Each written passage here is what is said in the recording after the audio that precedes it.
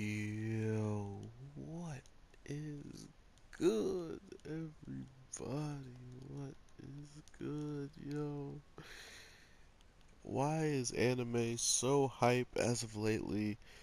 And to think that something was hype so long ago and can still get me pretty pumped when I see it again. Seven Deadly Sins.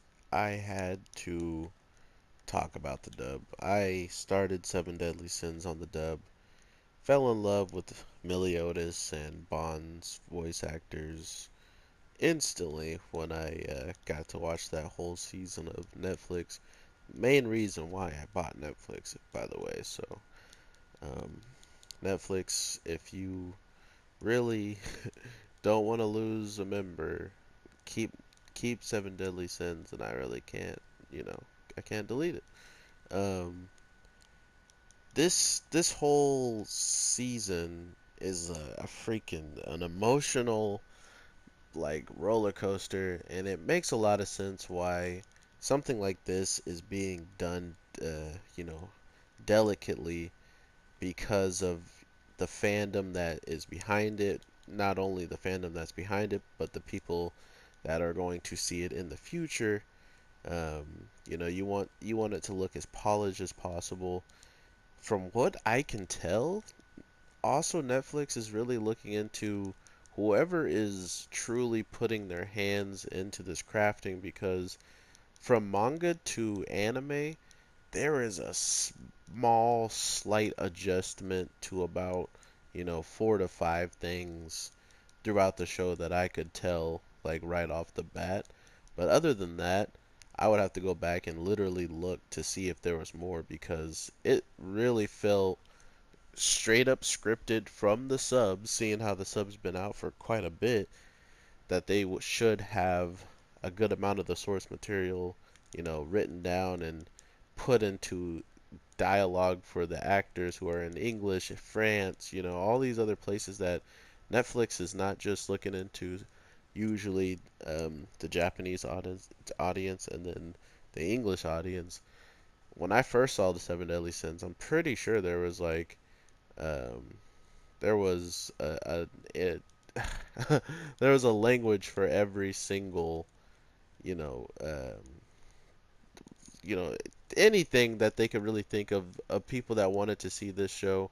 They didn't want to have any barriers to stopping them from watching it, so I can't go through all of them, but there was quite a bit, like French, Italian, like just like Spanish, English, all these different things that you usually don't see at the very jump at the of animes, but with Netflix having the rights, that's how they wanted to promote it, which I think it definitely bettered Seven Deadly Sins. Maybe not so much this time around, seeing how many people just opted out and watched the sub like myself, and I was still loyal enough to come back to the dub, because that's just like watching Dragon Ball Z, sub all the way through, and then going back and going and watching its dub now that the new Super's out and it hasn't been fully caught up, So it's just how loyal are you to the old material, the old source material, and that kind of should tell you if you're going to watch it and enjoy it, or watch it and just trash on it. Absolutely amazing. I give it like an 8 out of 10, and here's why. There was some parts where it felt very, very like rushed, in the sense of some of the actors had these lines that kind of told us something about a part that was just about to happen. Like, oh, if this happens, then that's what that means, and then it happens, So those types of like transitions did happen quite a bit, which is fine in the grand scheme of things, because with how much they put into just like Diane be going out and dancing, and the whole arc of all these people who were fighting inside of the Coliseum to become, get their wish or whatever, to become like champions of whatever the battle they had coming. all of these different things were very elaborated on, and I think that's another reason why this season had such a strong sense of like manga manga just experience. Like they seem like they knew how to incorporate things that would be in the manga and incorporate it in a good light to then lead to more story instead of just doing it because they know they have to and it coming out kind of looking sloppily. I'm guessing some people might understand what I'm saying. If not other people, I can try to explain it to you in the comments down below. Anything I say that you kind of don't fully understand, just hit your boy up in the comments and I'll go into more details. I have no problem talking to people regardless of if I made a mistake or if you think that there was something I said that was wrong or something that you enjoyed, anything like that. But throughout the first couple episodes, they really established that the seven deadly sins, regardless of what they do, they're still looked at like the scum of the earth. You know, like we are nothing to everybody who's around us. No one's going to care about us because we're being seen still as the criminals, even though they literally just got cleared. You know, their name got cleared and everything. They're still like, oh no, the sins. Those guys are they're doo doo. So to see all of this redone and to think about everything that they're about to go through to pretty much protect all those people who were just trashing on them in the beginning, I was dying knowing what was about to happen. So for people who got to see the new side of Gother, I kind of feel bad for all like the cosplayer out there who really liked playing as Gother, but if you cosplay as Gother near me, I might not be your friend for like 3 seconds, okay? I just need some time, alright? Watching it in the sub and watching it again in the dub did not help at all for me to care for this character ever again, really. Racing the mind of Diane and pretty much putting King in a position where even when he, stresses his love and like tells her how much he cares, she just might not even be able to understand and be able to tell him the same thing because she doesn't remember. So really, really messed up that she didn't remember previously, and then when he has a chance to actually, tell her how he feels, and she knows, he then finds out that that might not be possible because she just lost her memory. Um, Seeing the Giants, really, three Giants, was it? Yeah, like three Giants that were just going in this season. It was really nice to just get that versatility. I feel like that's what Seven Deadly Sins is not afraid to do. Anything that is different in the show, they really make it shine. As the Fairy King doing his super disgusting true chastity folds, all the way to Diane freaking making One Punch King out of clay because of seeing how strong he was. But not only that, we really get to see what emotions and what things like love and just overall caring nature towards people can really accomplish because with one single way of gratitude towards Meliodas and everything he was doing for someone he truly loved, and that being snuffed out, we completely saw a man that cared for anyone besides the woman that he somehow ended up finding again, reincarnated instantly. So that was Elizabeth, and to see and know about everything that's about to follow with Meliodas, it doesn't get any worse than what he's already gone through. More terrible things are coming for that man, and to see him at the end of this season completely broken in tears and not even knowing what his best friend's face looks like because he couldn't look him in the eye after what he did. Oh, a cutscene. No. Um, it it truly told me that we're in a position where nobody in the sins really understood each other to a degree of um, that they maybe thought that they actually knew.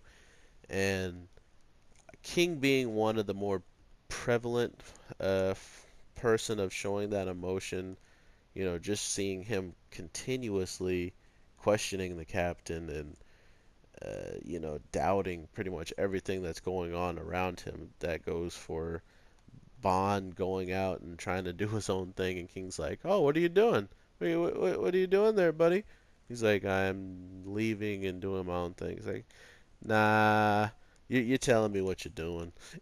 Like it just didn't matter to King. He was just very skeptical about every single little thing that he had, previously noticed. So I honestly want to talk about now the stars of the show, the people that truly kind of had to shine so bright, but yet they weren't even supposed to win in the end, and that is the Ten Commandments, man. Going out like some straight up OGs, one of them being a man who was supposed to not even have feelings towards, how humans do or anything like that, and ended up somehow falling in love in the sense of a father and a son, that it was so powerful to him that he was about to take the Meliodas oath and pretty much become just somebody who doesn't kill humans. And to think that in this same sentence, Meliodas kills that person with a uppercut of flame, with a smile, and actually enjoys every moment of it. There is such a weird, like, opposite way of the show's direction that you can just see coming. And it's so sad because at the end of the day, the commandments come in and they have these unique powers. They have curses from the Demon King. Uh, this is unscripted, so I apologize if I ramble on some things, but with the curse that they have from the Demon King, it puts them in a position to, attack and do all these crazy things with already the power that they have, built on their own and magic and different things like that. But to get these commandments, like, oh, you cannot lie in my presence, or oh, you cannot kill in my presence, all of these things were weighing down on Meliodas if they ever came into a fight. So to think that Meliodas' already first thought when the Ten Commandments were resurrected was, how do I get these guys separated?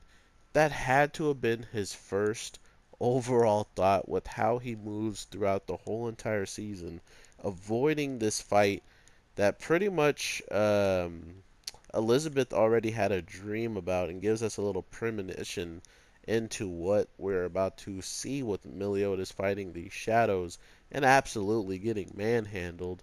Um, it comes true in the most, like craziest fashion in the sense of not only are you seeing the commandments just prove that their speed is like beyond anything we've seen.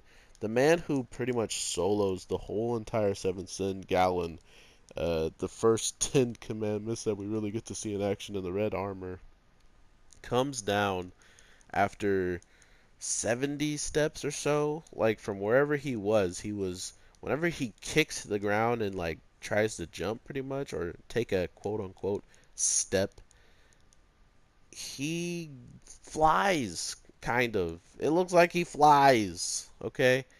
Um, it kind of reminds me of Samurai Jack. He's like, "Can you fly?" He's like, "No, just jump good." Like, what do you mean? Uh, so to see him just completely just destroying any idea of how he's getting around, you just see this and you're like, oh, okay, well, there's no way the other commandments can do that. That's just his power. No, no. During the festival, somehow, just because Meliodas is going off, trying to absolutely devastate two of them at once, including one that can continuously bring people from the brink of death back to life, and do it at least like 6 to 7 times. Don't quote me on that. He used it quite a bit, and he knew that he had to let it recharge after the use of using it on someone other than himself. This girl that had been beat up by Escanor, who else I gotta give the MVP of the overall show to later on. But with what we get to see of the commandment, oh god, oh god, spoilers. What we get to see, I wanted so much more of the commandments in the sense of worthy opponents, but with Gallon single-handedly showing us that there was no opponents for these people, that was never the going to be the case. Meliodas was only going to be the one that could have a possible chance of fighting them, besides Escanor. Um, but the way they do this is literally putting Meliodas with all of the sins that we have so far, besides Bond and King, which is a pretty messed up already fight for them. But I mean, with Meliodas being there, it should have been like a free win, which it just doesn't turn out to be like that.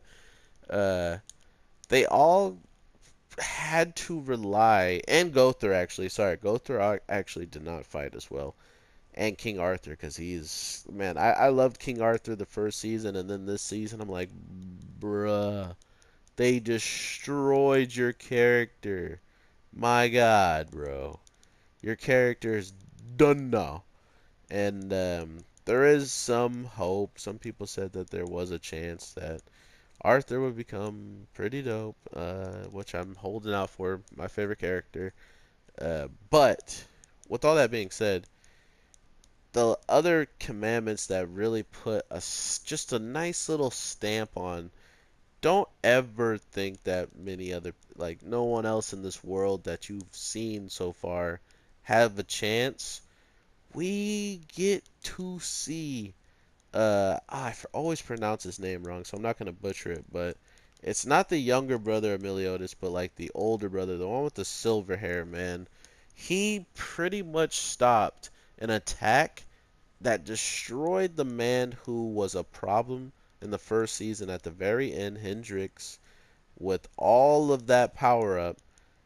And to think he all of a sudden, you know, and mind you, so whatever it took for Hendrix to be taken out, that same power that they used was about doubled, maybe even tripled, okay?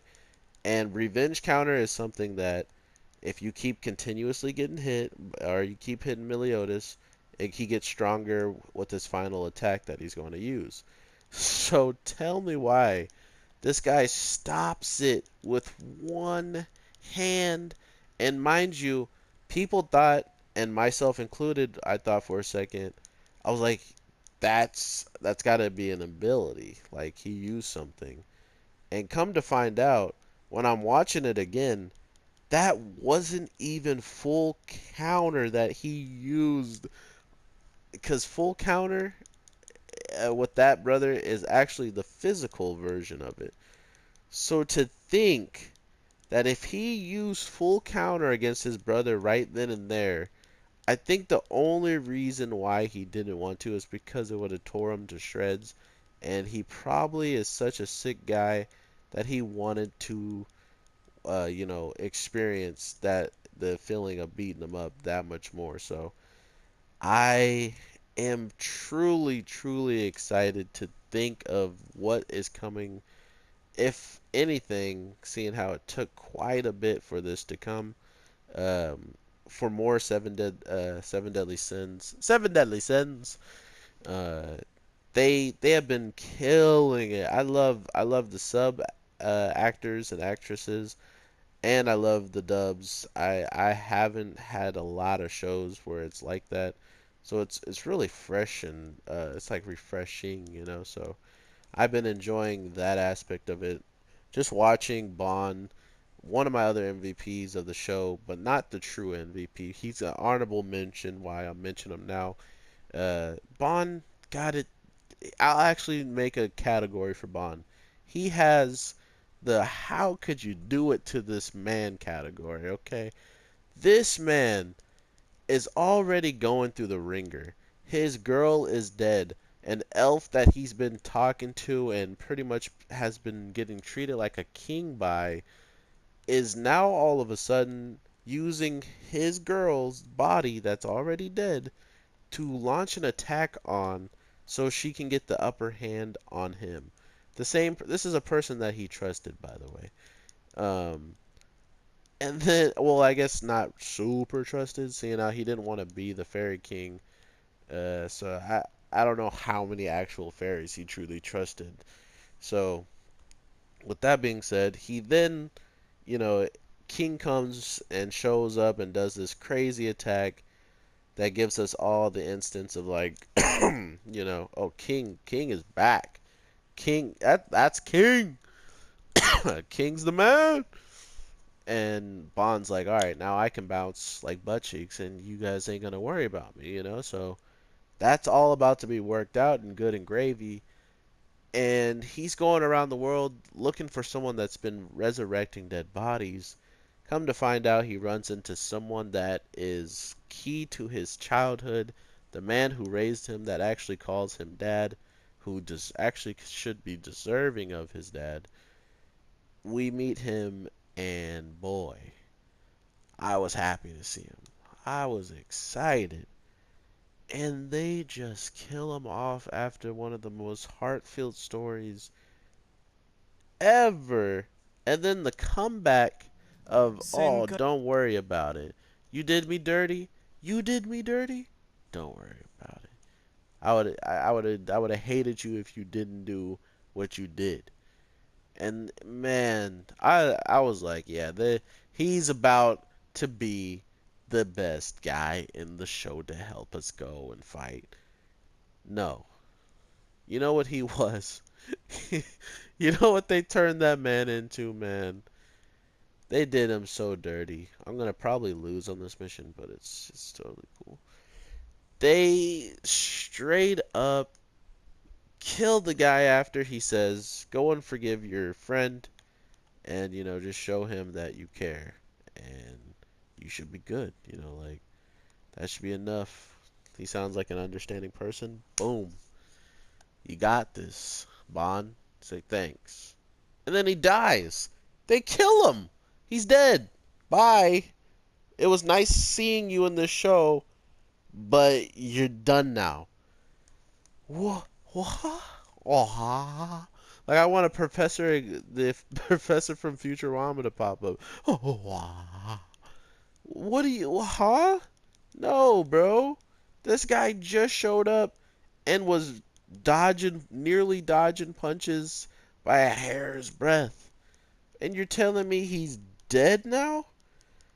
Oh man, Bond got did so dirty. But to the MVP, the last thing of this video, Escanor, my God.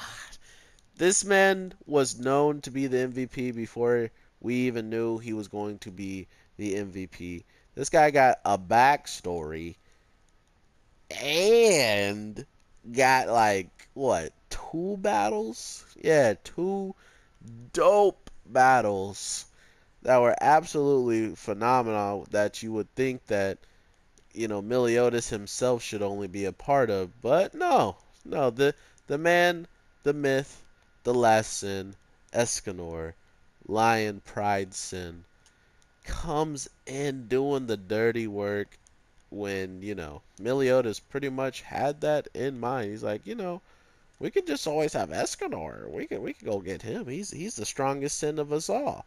It's like, oh no, really? Really, Meliodas? That you're just now telling us this?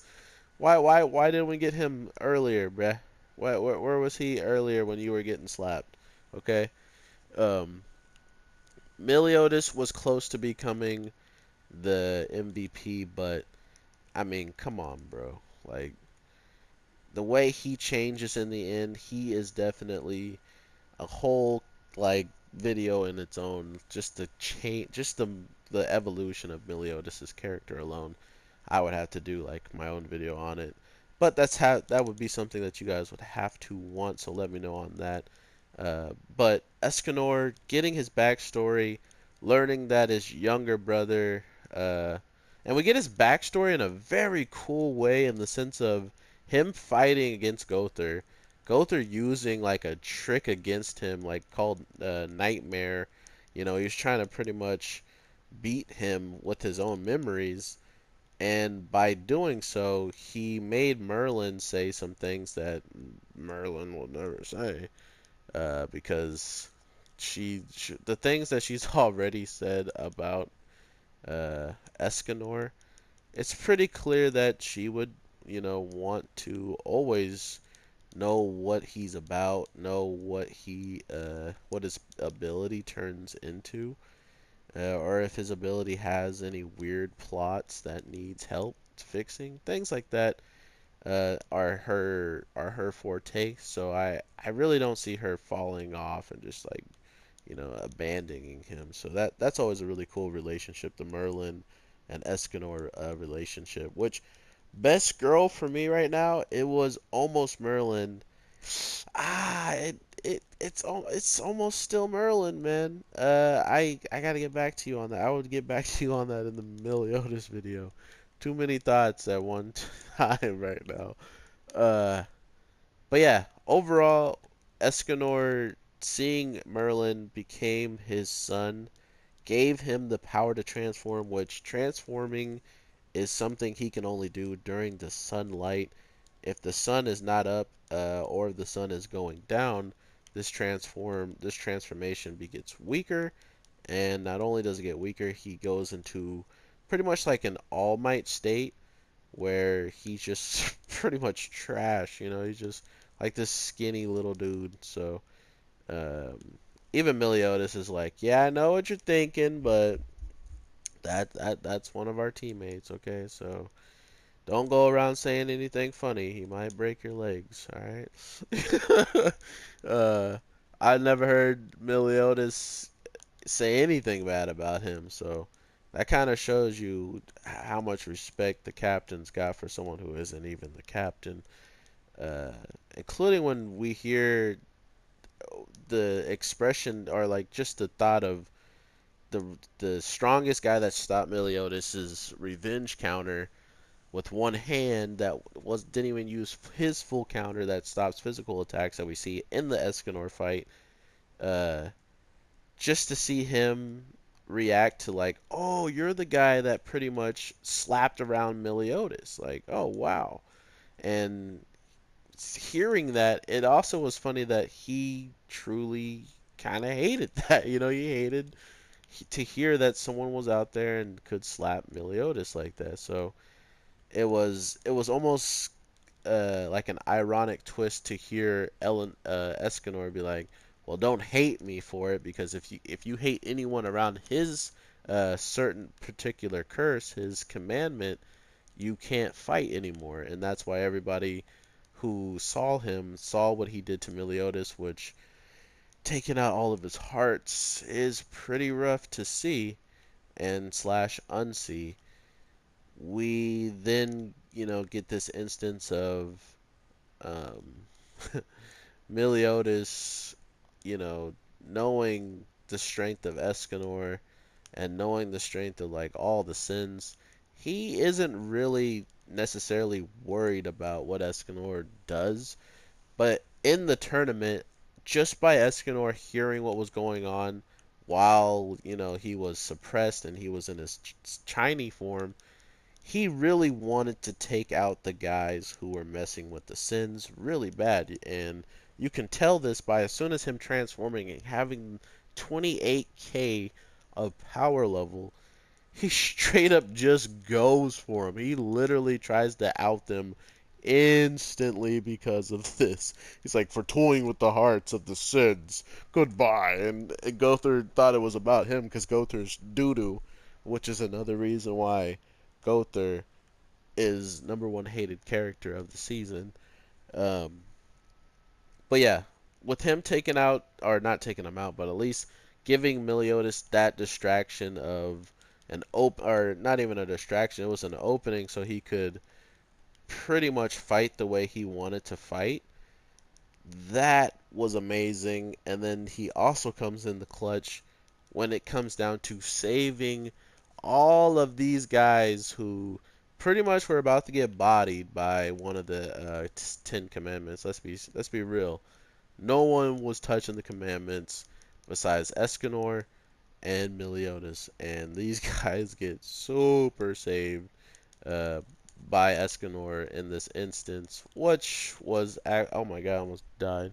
Which was actually dope because it just goes to show you again, like the power level that they were showing in this season alone just destroyed everything we saw in the previous season. So I'm so glad that it lived up to such a hype detail. And imagine, and to all the people that don't understand, and like, because there's some people out there that I know only want to watch the dub, which is super respectable. If there's one way you want to watch it and you actually waited all this time to watch it, then more power to you. And on top of that, it's worth it. You know what I mean? Like, it's going to be actually really worth it in the end. Uh, Other than that, it really hits home when you can just feel the actors going into these characters and giving these performances. And I feel like Escanor's even actor as a big buff guy going from the buff to skinny form was like spot on, man. So really, really overall, I have no complaints besides just how long it took for this thing to come. That really sucked.